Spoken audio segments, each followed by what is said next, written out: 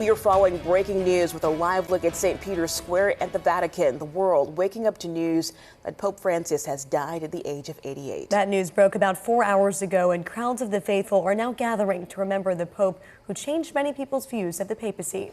Welcome to Good Morning Nashville on this Monday morning. I'm Nicole Smith. And I'm Megan Fee. It's great to have you here with us on this historic Easter Monday. The Vatican confirming the Pope died this morning, just hours after appearing on Easter Sunday. Here are some pictures from that appearance. The Pope rode in what is known as the Pope Mobile and even took time to bless a baby. Those who gathered noted the importance of seeing the Pope. It was a very touching moment for us. We came here with all two families from Poland, especially for the Easter and Christmas, because in the Jubilee year we won't spend this year here in the Vatican, and we are very happy that we can saw a Pope in a good shape. One of Pope Francis's last meetings at the Vatican on Easter Sunday was with U.S. Vice President J.D. Vance. The Vice President wrote on X this morning his, quote, heart goes out to the millions of Christians who loved him, and said, I was happy to see him yesterday, though he was obviously very ill.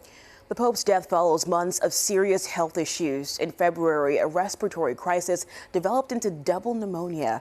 The Pope was admitted to a hospital in Rome on February 14th and spent 38 days there. The Pope suffered from chronic lung disease and had part of one lung removed as a young man. Pope Francis was elected in 2013 as the first Latin American pope. In the official announcement, Cardinal Kevin Farrell said, quote, his entire life was dedicated to the service of the Lord and his church, end quote. The statement focused on the Pope's regard for the, quote, poorest and most marginalized. That position endeared Pope Francis to many people around the world. The Pope did alienate some conservatives with his critiques of capitalism and climate change. Pope Francis was not afraid of showing his own vulnerabilities. When his knees gave out and he could no longer walk comfortably, he used a wheelchair or a cane. And he even traveled around the world in that capacity, using a wheelchair, elevators to get up and down from airplanes. He wanted to minister to his people no matter where they were and no matter what his own physical condition was. The Pope was born in Buenos Aires, Argentina in 1936. He was ordained as a priest in 1969. He became Bishop of Buenos Aires in 1998 and was elevated to cardinal by Pope John Paul II in 2001. On March 13, 2013, he was elected as the 266th Pope, succeeding Benedict XVI.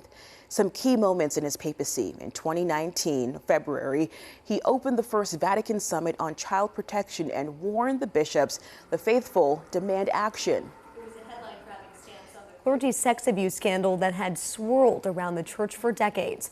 In March of 2021, he became the first pope to visit Iraq, where he met with a top Shiite Muslim cleric. In January of 2023, he stated in an interview with the Associated Press, quote, being homosexual is not a crime.